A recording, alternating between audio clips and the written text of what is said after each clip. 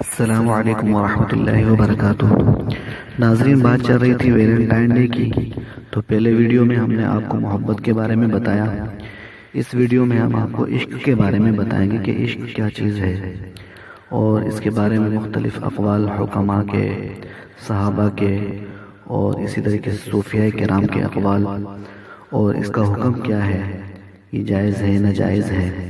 اور تیسری ویڈیو میں انشاءاللہ ہم آپ کو ویلنٹائن ڈے کے بارے میں تفصیل سے بتائیں گے کہ ویلنٹائن ڈے کیا ہے، اس کی ابتدا کیسے ہوئی، اس کا پس منظر کیا ہے، اور اس کا حکم کیا ہے، وہ سارا انشاءاللہ تیسری ویڈیو میں ہم آپ کو بتائیں گے۔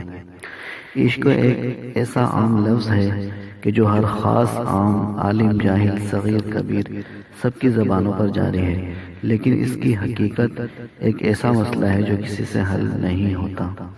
نبی صلی اللہ علیہ وسلم نے فرمایا کہ دنیا کے اندر بعض لوگوں میں آپس میں محبت ہوتی ہے، بعضوں میں نفرت ہوتی ہے۔ اس کی وجہ یہ ہے کہ عالم ارواح میں جن کی آپس میں محبت ہوئی وہ محبت ہوتی ہے دنیا میں بھی، اور جن کی آپس میں وہاں پر محبت نہیں ہوئی تو دنیا میں بھی ان کی آپس میں محبت نہیں ہوتی۔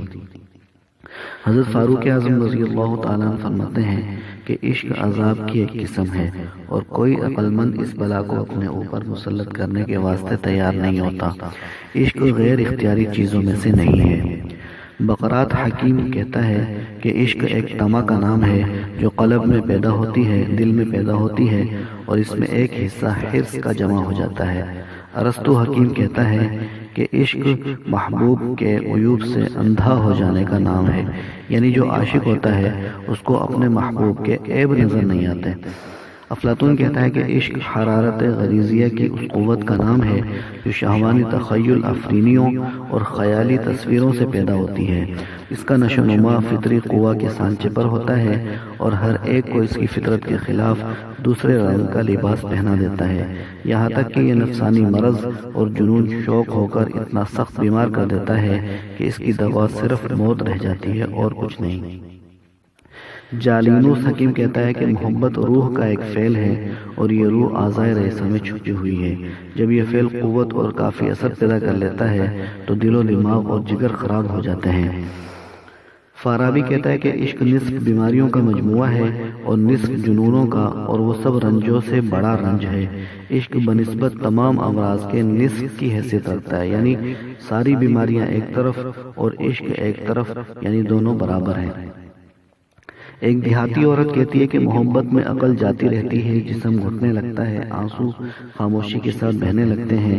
ہر نیا دن محبت میں ایک نئی روح پھونک دیتا ہے، اور محبت معشوق کی بے رخی سے بالکل ختم ہے نہ کم۔ تمیمی شاعر کہتا ہے کہ عشق نہ عاشقوں کے اختیار سے ہوتا ہے نہ ان کی خواہش سے ہوتا ہے، بلکہ عشق ہونا ایسا ہی ہے جیسا مہلک بیماریوں میں گرفتار ہو جانا، اس میں اور اس میں رتی برابر کوئی فرق نہیں ہے۔ شہاب الدین نویری، صوفیاء میں سے شہاب الدین نویری فرماتے ہیں، سب سے پہلے جذبہ پسندیدگی پیدا ہوتا ہے، اس کے بعد قرب اور نزدیکی کی خواہش پیدا ہوتی ہے جو مودت میں تبدیل ہو جاتی ہے، اس کے بعد محبت پیدا ہوتی ہے، پھر درجہ ہوا ہے، پھر اس کے بعد عشق کا ہے، پھر اس کے بعد، لیکن عشق آخری منزل نہیں ہے، کیونکہ عشق بڑھ جانے کے بعد تطیم ہو جاتا ہے، اور تطیم میں زیادتی ہونے سے ولا کی کیفیت پیدا ہوتی ہے، اور جنون کا درجہ غالباً ولا کے بعد کا ہے۔ لیکن یہ بات بھی ناظرین یاد رکھیں کہ عشق کا لفظ جو ہے قرآن میں کہیں استعمال نہیں ہوا۔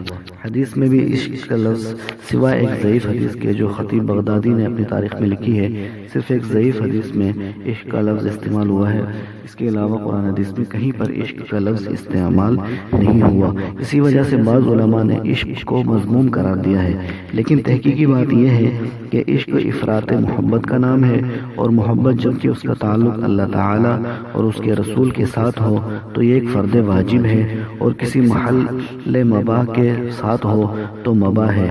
ایسی صورت میں اگر محبت کی حد سے تجاوز کر جائے اور عشق کی حد تک پہنچ جائے تو گویا یہ مطلوب فی الدین نہیں مگر محمود ضرور ہے، مذموم اس کو نہیں کہہ سکتے۔ والسلام علیکم ورحمۃ اللہ وبرکاتہ۔